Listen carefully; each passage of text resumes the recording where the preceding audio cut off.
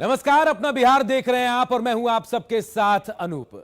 असत्य पर सत्य की जीत का त्योहार है विजयदशमी। बुराइयों को अपने भीतर से निकाल फेंकने का दिन है विजयदशमी। अग्नि की ज्वाला में काम, क्रोध, लोभ, मोह, अहंकार को भस्म करने का दिन है विजयदशमी।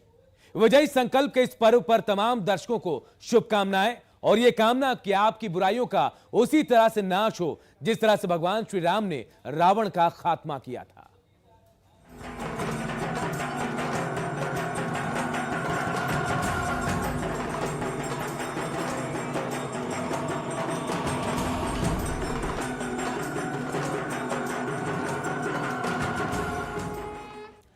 तो आज बुराई पर अच्छाई के जीत का दिन है और आज ही के दिन भगवान श्री राम ने रावण का वध किया था। इस दिन को हम असत्य पर सत्य की जीत के प्रतीक के रूप में मनाते हैं। रावण के 10 सिर बुराइयों के प्रतीक है और आज के दिन इन्हीं बुराइयों को खुद से अलग किया जाता है। जी हां, रावण के 10 सिर जो बुराइयों के प्रतीक है वो क्या है, चलिए हम आपको बताते हैं। देखिए, पहला काम, उसके बाद क्रोध, लोभ, मोह, इसके अलावा देखिए गौरव, ईर्ष्या, मन, ज्ञान, चित्त, अहंकार।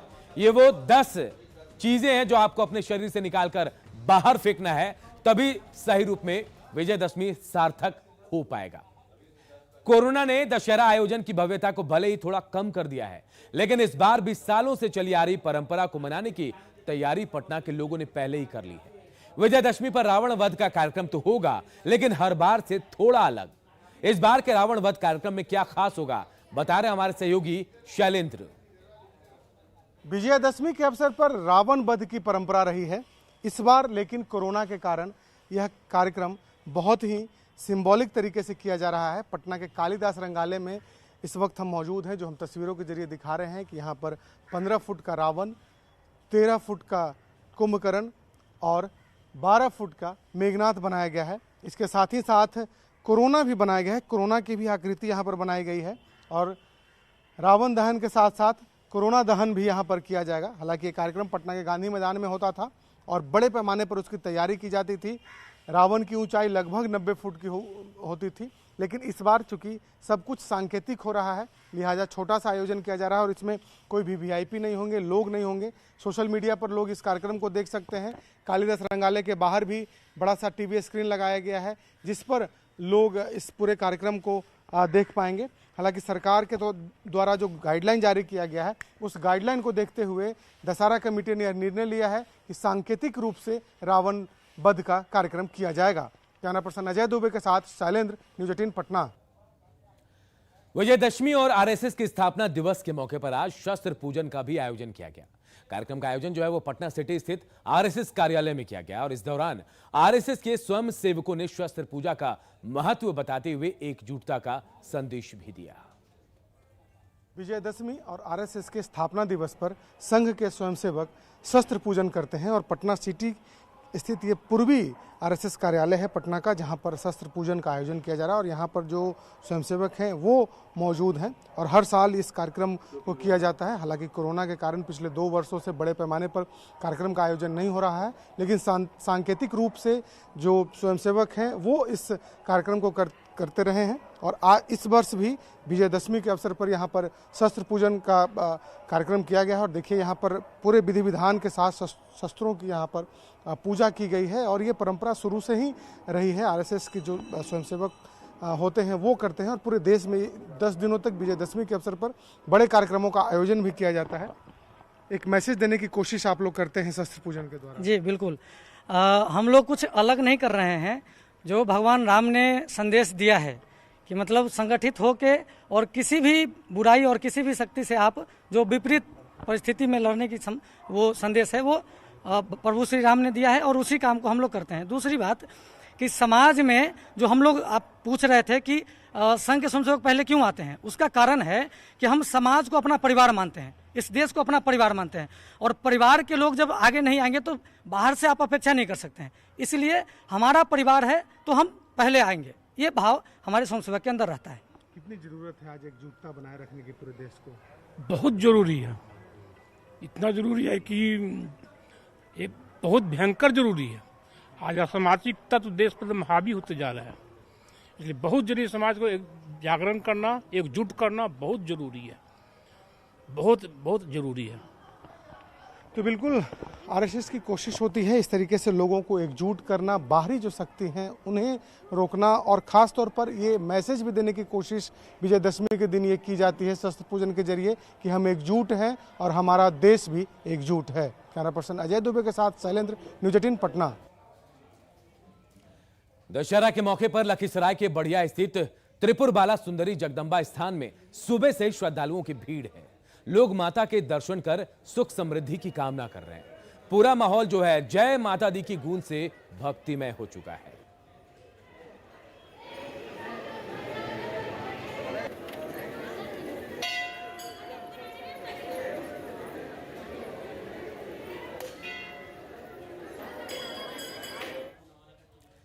बुराई पर अच्छाई की जीत के प्रतीक विजयदशमी को लेकर मुंगेर के लोगों में काफी उत्साह है।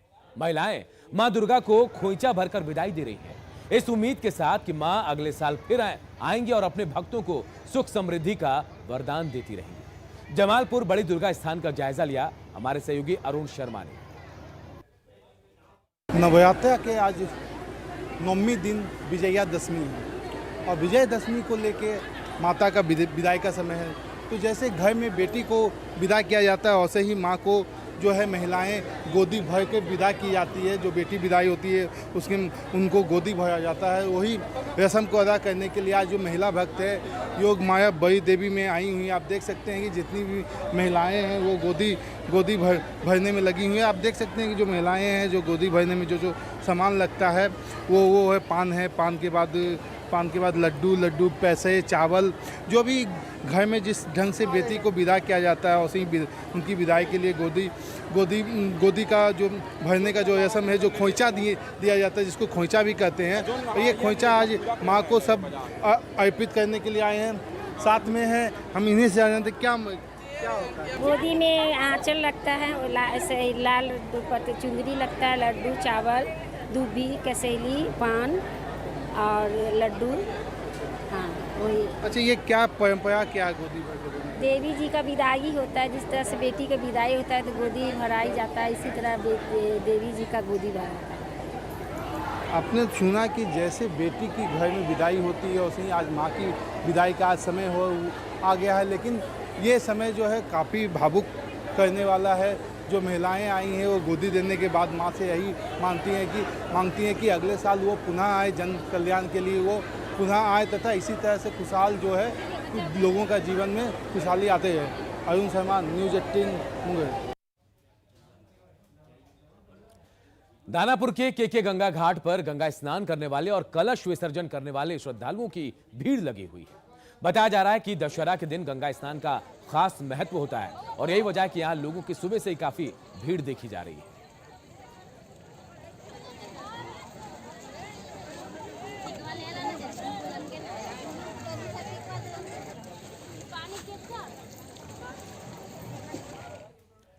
और अगली खबर मुंगेर से, जहां 20 साल के राजा कुमार की गला काटकर हत्या कर दी गई है।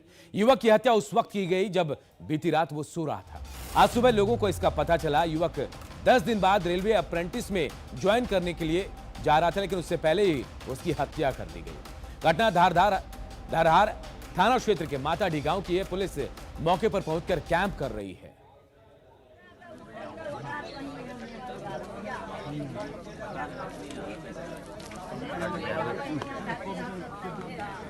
गेट बंद तो पूरे आदमी बोले कि इधर गाँव कहाँ पर है, कि हो घर पर का। तो घर पे गए तो बोला कि मम्मी पापा ने गोदाम बहुत तो गोदाम यहाँ देखे कि बाहर से गेट बंद है तो कैसे खोजेंगे। बोला कि बाहर से गेट बंद है तो उसको कैसे काम खोजेंगे।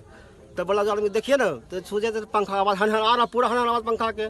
तो आदमी खड़ा भी था, गेट वहाँ से हल्का खोलते देखते घोलतर और पीछे लेट गया समय रखिए। फिर उसको मम्मी पापा जा खबर कर दिया करके, ऐसा बात भोजी है।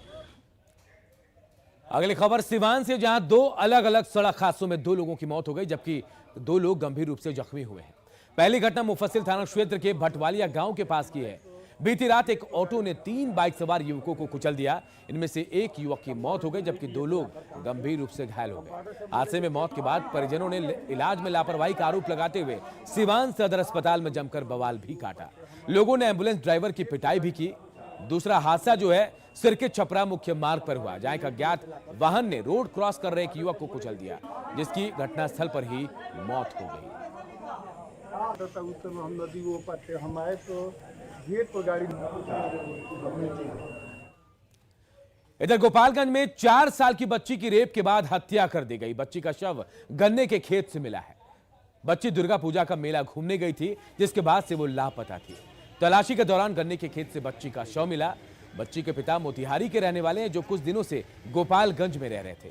दुर्गा पूजा के मौके पर पूरे बिहार में कड़ी सुरक्षा के दावे किए जा रहे हैं और ऐसे में बच्ची से रेप और मर्डर से पुलिस के दावों पर ही सवाल उठ रहे हैं।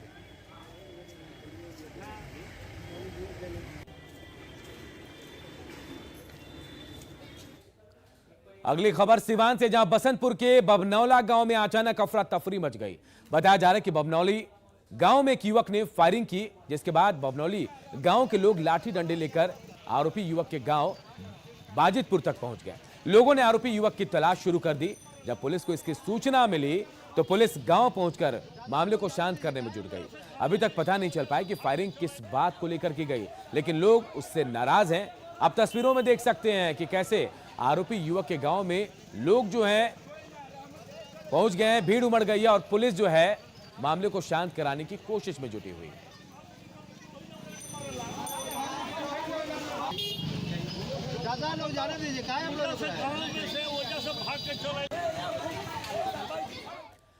नालंदा के बिहार थाना क्षेत्र में पुलिस ने डकैती की योजना बनाते 5 डकैतों को गिरफ्तार किया है।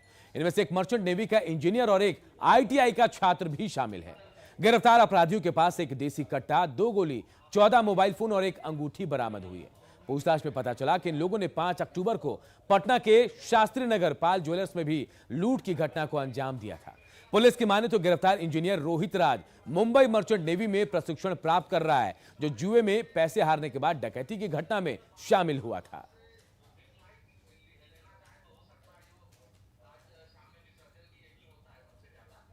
इसमें लोडेड हथियार के साथ कुल 5 अभियुक्तों को गिरफ्तार किया गया है। रोहित राज जो गिरफ्तारी हुई है वो एरोनॉटिकल इंजीनियरिंग का कोर्स किए हुए हैं।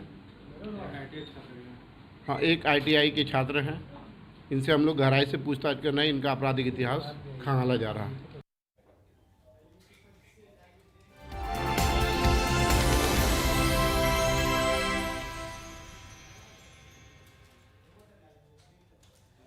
न्यूज 18 की मुहिम साफ सफाई जरूरी है भाई, जिसकी पड़ताल कई शहरों में हमारे क्लीन रिपोर्टर लगातार कर रहे हैं। और इसी कड़ी में न्यूज 18 पहुंचा सासाराम। ऐतिहासिक शहर में स्वच्छता की स्थिति कैसी है, इसकी पड़ताल हमारे सहयोगी ने की। आखिर क्या है सासाराम में साफ सफाई की स्थिति, देखिए इस रिपोर्ट के जरिए।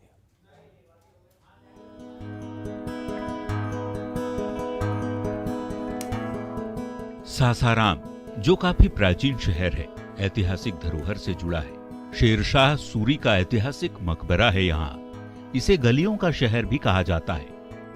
घनी बस्ती और पुरानी गलियां इसकी पहचान है। लेकिन साफ सफाई और स्वच्छता को लेकर यहाँ जितना काम होना चाहिए था, हुआ नहीं। शहर को साफ सुथरा रखने की जिम्मेदारी नगर परिषद की है, लेकिन कई इलाकों में आपको गंदगी का अंबार दिखेगा। हालांकि रेलवे स्टेशन, मुख्य चौक चौराहों को छोड़ दें तो शहर के बाकी मोहल्लों में गंदगी एक बड़ी समस्या है।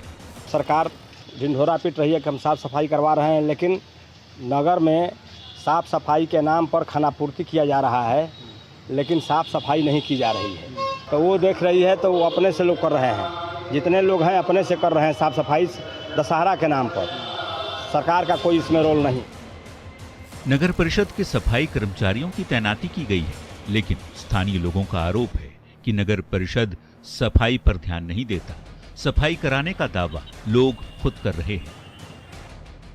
वैसे सफाई कर्मचारी शेरशाह के मकबरे के इलाके में ड्यूटी बेहतर निभा रहे हैं। दूर दराज से यहां आने वाले लोगों को बेहतर सफाई दिख सकती है।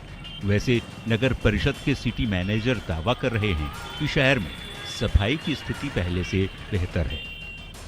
साथ ही शहर के जल जमाव की व्यवस्था में सुधार हेतु नगर विकास प्रमंडल, जो पूर्व में बुडको नाम से था, के द्वारा ड्रेनेज का निर्माण किया जा रहा है, जिससे कि भविष्य में जल जमाव की सारी समस्या का निवारण। दावा चाहे लाख कर लिया जाए, लेकिन कुछ एक जगहों को छोड़कर शहर के कई इलाकों की स्थिति बेहतर नहीं कही जा सकती। स्वच्छता को लेकर सासाराम में भी लोग जागरूक हैं और अपने अपने मोहल्ले की सफाई की विशेष ध्यान दे रहे हैं। लोग काफ़ी सजग है, लेकिन शहर के अभी भी कई ऐसे मोहल्ले हैं जहां साफ़ सफाई की दरकार है, क्योंकि बरसात अभी अभी ख़त्म हुई है और कई मोहल्लों में अभी भी पानी निकासी की समस्याएं हैं और जितनी बेहतर तरीके से शहर की सफाई होनी चाहिए थी वो नहीं हो पाई है।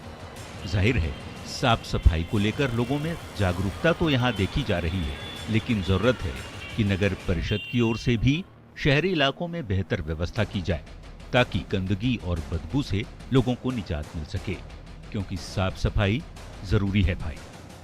अजीत कुमार, न्यूज़ 18, सासाराम।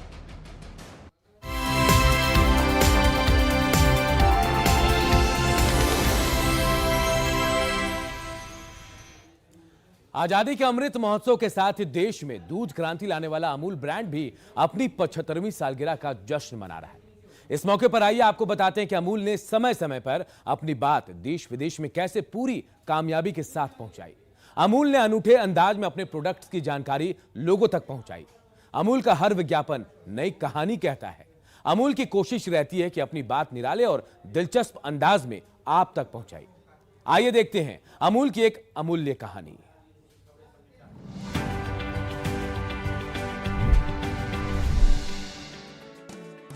1993 में वित्त मंत्री के तौर पर मनमोहन सिंह ने इनकम टैक्स में छूट की सीमा बढ़ाई, तो अमूल ने भी लोगों के साथ खुशियां बांटी। ये विज्ञापन मनमोहन सिंह को समर्पित था, हालांकि इसमें उनके कैरिकेचर का इस्तेमाल नहीं किया गया। विज्ञापन में अमूल बटर का बड़ा हिस्सा लोगों के लिए छोड़ते हुए दिखाया गया। इनकम टैक्स यानी आईटी को इमेंसली टेस्टी यानी बहुत स्वादिष्ट के तौर पर लिखा गया।